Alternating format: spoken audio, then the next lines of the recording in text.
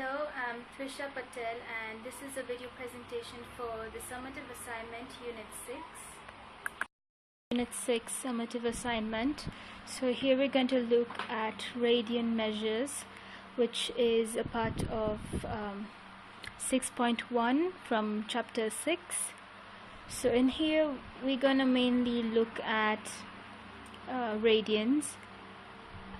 So here we have a common formula, which is pi radian is equal to 180 degrees, and there's also 2 pi radians, which is equal to 360 degrees. So basically throughout this chapter or this specific part, we're going to play around these formulas to find the answers to the problems. The first, we're going to look at how to change radians to degrees. So for example, I'm going to use 9 pi out of 6.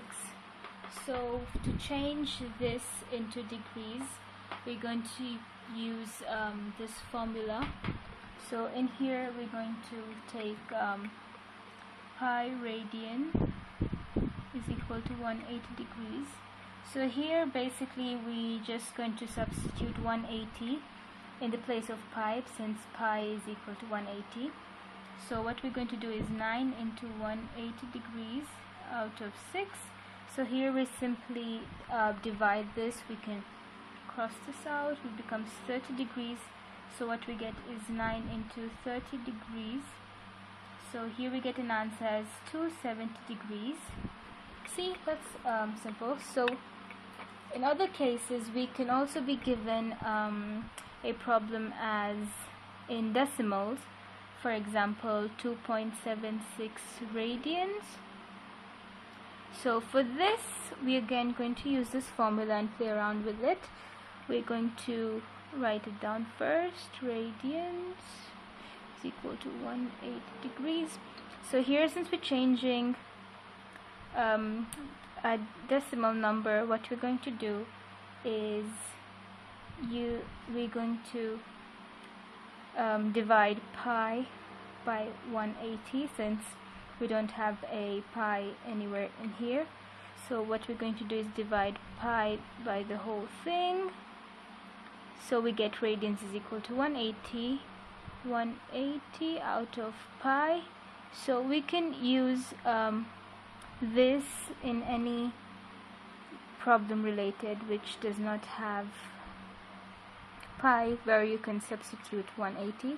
So for this one, once we find this, we can just simply multiply 2.76 by this. So what we're going to do is 2.76 times 180 degrees out of pi. So here we just multiply it and then divide it by pi. So this gives us 496.8 out of pi, which you can place on your calculator to solve out. So I get 158.14 degrees. So that's very simple. And next we're going to see how we can convert degrees to radians. So here I'm going to use an example of 130 degrees. It could be any degree value, doesn't matter what it is. There's only one way you can do it. So again, we're going to play around with this formula over here, this one. So we're going to write it down. So here, since we're changing it from degrees to radians, what we're going to do is divide the whole thing by 180 degrees. So we get an answer of pi out of 180 degrees. So again, you can use this to change any degree value to radians. And here also we're going to multiply 130 degrees by this to get the answer. So 130 degrees by pi out of 180, or you could also write it down as 130 degrees pi out of 180. For whatever value it is, just place it over here and you can solve it this way. So here we're going to get an answer of 2.27 radians. So well, that's it. So next we're going to look at problems involving radians. So here I have a problem. So in here it says that the members of a high school basketball team are driving from Calgary to Vancouver, which is a distance of 675 kilometers, and each tire on their van has a radius of 32 centimeters. So we'll write it down. Radius is equal to 32 centimeters. Also distance.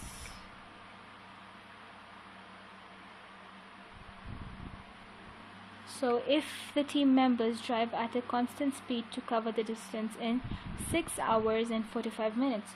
So the time is 6 hours and 45 minutes. So what is the angular velocity in radians over second of each tire during the drive? So we know that angular velocity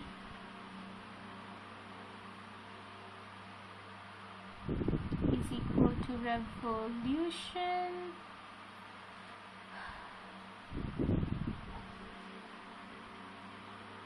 so we need revolution over seconds.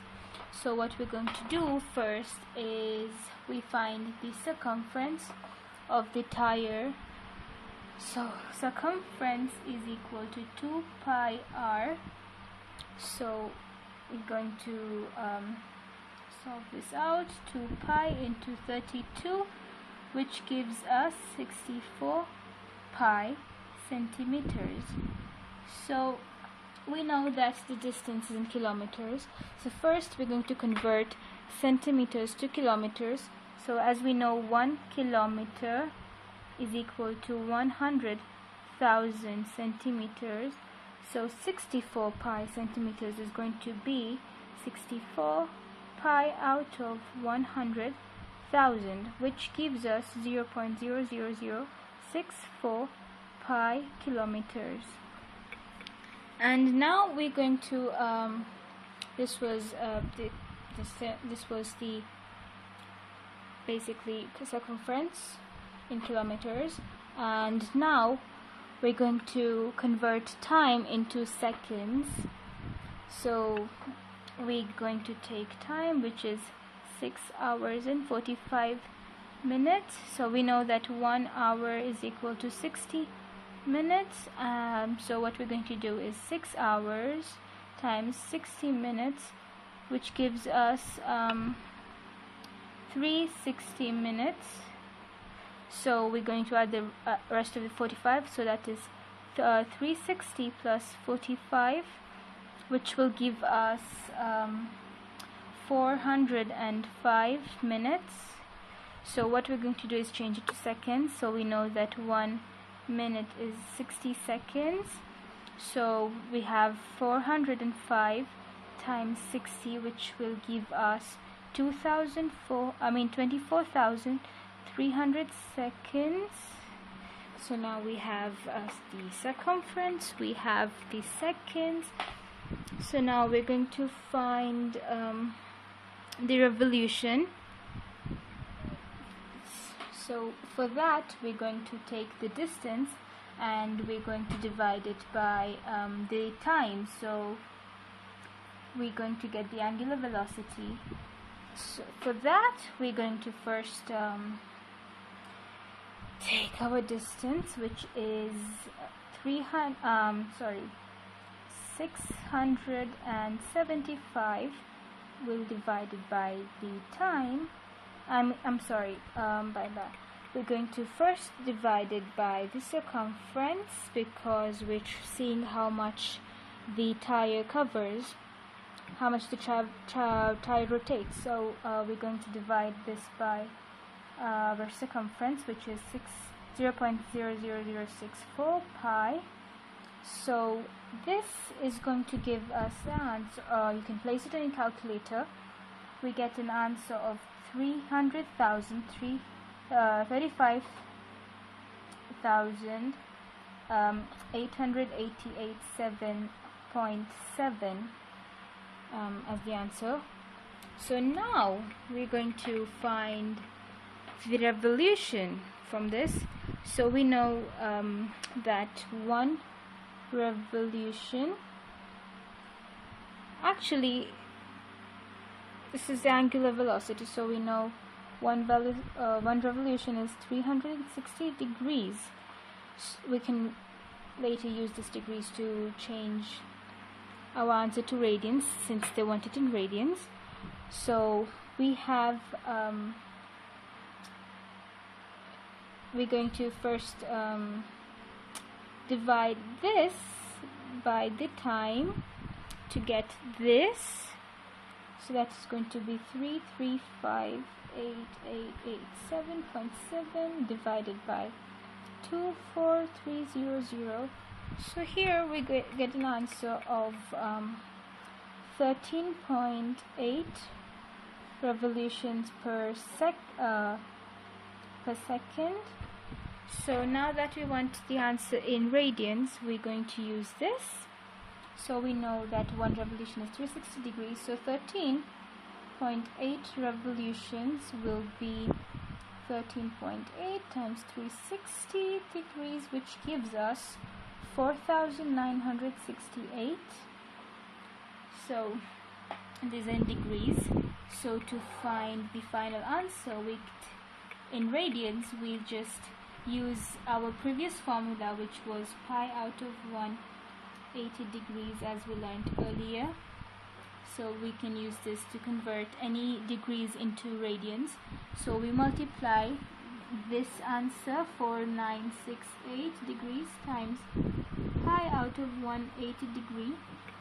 So here we get an answer of 86.7 radians.